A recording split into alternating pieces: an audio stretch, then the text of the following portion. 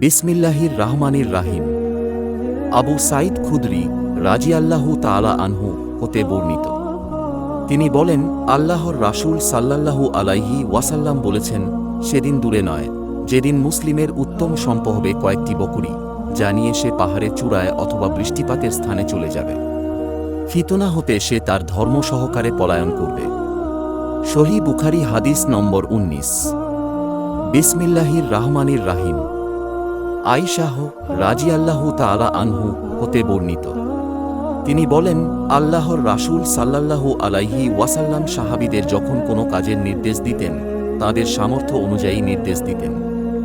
একবার তাঁরা বললেন, হে আল্লাহর রাসূল, আমরা তো আপনার মতো নই। আল্লাহ তাআলা আপনার পূর্ববর্তী এবং পরবর্তী সকল গুনাহ ক্ষমা করে দিয়েছেন। তা শুনে তিনি রাগ করলেন, এমনকি তাঁর চেহারায় রাগের চিহ্ন ফুটে উঠল। অতঃপর তিনি বললেন, তোমাদের চেয়ে আমি আল্লাহকে অধিক ভয় করি ও বেশি জানি। সহিহ বুখারী হাদিস নম্বর 20। বিসমিল্লাহির রাহমানির রাহিম। আনাস রাজিয়াল্লাহু তাআলা আনহু হতে বর্ণিত, নবী সাল্লাল্লাহু আলাইহি ওয়াসাল্লাম বলেছেন, তিনটি গুণ যার মধ্যে বিদ্যমান, সে ঈমানের স্বাদ পায়। 1. যার নিকট আল্লাহ ও তাঁর রাসূল অন্য সকল বস্তু হতে অধিক প্রিয়। 2. যে একমাত্র আল্লাহরই জন্য কোনো বান্দাকে ভালোবাসে। এবং 3. আল্লাহ তাআলা কুফর হতে মুক্তি প্রদানের পর যে কুফরের প্রত্যাবর্তনকে আগুনে নিক্ষিপ্ত হবার মতোই অপছন্দ করে। সহিহ বুখারী হাদিস নম্বর 21। বিসমিল্লাহির রাহমানির রাহিম। আবু সাঈদ খুদরী রাজিয়াল্লাহু তাআলা আনহু হতে বর্ণিত। নবী সাল্লাল্লাহু আলাইহি ওয়াসাল্লাম বলেছেন, বেহেশতবাসীরা জান্নাতে এবং জাহান্নামীরা জাহান্নামে প্রবেশ করবে। অতঃপর আল্লাহ তাআলা মালাকদের বলবেন, যার অন্তরে সরিষার দানা পরিমাণও ঈমান আছে, তাকে জাহান্নাম হতে বের করে আনো। তারপর তাদের জাহান্নাম হতে এমন অবস্থায় বের করা হবে যে তারা পুড়ে কালো হয়ে গেছে। অতঃপর তাদের বৃষ্টিতে বা হায়াতের বর্ণনাকারী মালিক রহ শব্দ দুটির কোনটি এ সম্পর্কে সন্দেহ প্রকাশ করেছেন, নদীতে নিক্ষেপ করা হবে। ফলে তারা সতেজ হয়ে উঠবে, যেমন নদীর তীরে ঘাসের বীজ গজিয়ে উঠে। তুমি কি দেখতে পাও না সেগুলো কেমন হলুদ বর্ণের হয় ও ঘন হয়ে গজায়? সহিহ বুখারী হাদিস নম্বর 22। বিসমিল্লাহির রাহমানির রাহিম।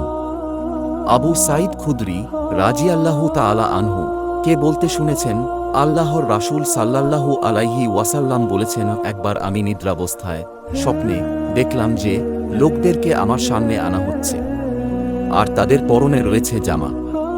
কারো জামা বুক পর্যন্ত আর কারো জামা এর নিচ পর্যন্ত। আর উমার ইবনুল খাত্তাব রাজিয়াল্লাহু তাআলা আনহু কে আমার সামনে আনা হলো এমন অবস্থায় যে তিনি তাঁর জামা অধিক লম্বা হওয়ায় টেনে ধরে নিয়ে যাচ্ছিলেন। সাহাবীগণ আরো করলেন, হে আল্লাহর রাসূল, আপনি এর কি তাবির করেছেন? তিনি বললেন, এ জামা অর্থ দিন। সহিহ বুখারী হাদিস নম্বর 23।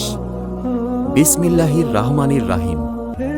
আব্দুল্লাহ ইবনু উমার রাজিয়াল্লাহু তাআলা আনহু হতে বর্ণিত। একটা আল্লাহর রাসূল সাল্লাল্লাহু আলাইহি ওয়াসাল্লাম এক আনসারীর পাশ দিয়ে অতিক্রম করছিলেন। তিনি তাঁর ভাইকে তখন অধিক লজ্জা ত্যাগের জন্য নাসিহাত করছিলেন। আল্লাহর রাসূল সাল্লাল্লাহু আলাইহি ওয়াসাল্লাম তাকে বললেন, ওকে ছেড়ে দাও, কারণ লজ্জা ঈমানের অঙ্গ। সহিহ বুখারী হাদিস নম্বর 24। বিসমিল্লাহির রাহমানির রাহিম।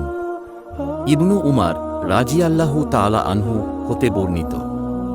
আল্লাহর রাসূল সাল্লাল্লাহু আলাইহি ওয়াসাল্লাম বলেন, আমি লোকদের সাথে যুদ্ধ চালিয়ে যাবার জন্য নির্দেশিত হয়েছি, যতক্ষণ না তারা সাক্ষ্য দেয় যে আল্লাহ ব্যতীত প্রকৃত কোনো উপাস্য নেই ও মুহাম্মদ সাল্লাল্লাহু আলাইহি ওয়াসাল্লাম আল্লাহর রাসূল, আর সালাত প্রতিষ্ঠা করে ও যাকাত আদায় করে। তারা যদি এগুলো করে, তবে আমার পক্ষ হতে তাদের জান ও মালের ব্যাপারে নিরাপত্তা লাভ করল। অবশ্য ইসলামের বিধান অনুযায়ী যদি কোনো কারণ থাকে, তাহলে স্বতন্ত্র কথা, আর তাদের হিসাবের ভার আল্লাহর উপর অর্পিত। সহিহ বুখারী হাদিস নম্বর 25।